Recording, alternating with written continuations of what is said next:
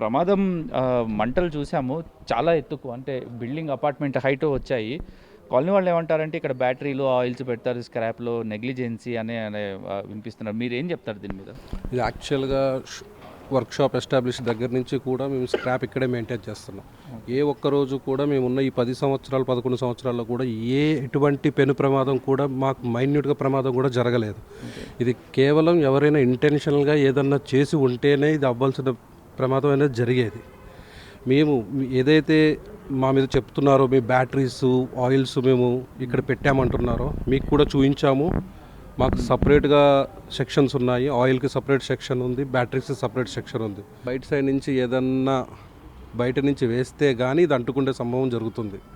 ఎందుకంటే shock circuit వల్ల జరుగుంటే నాకు వేరే అదర్ ఎలక్ట్రిసిటీ పని చేయకుండా ఉండాలి.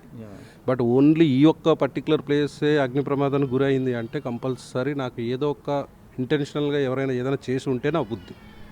ఇది ఓవరాల్గా పరిస్థితి. ఎవరైనా ఇంటెన్షనల్గా చేశారనే అనుమానం ఉంది.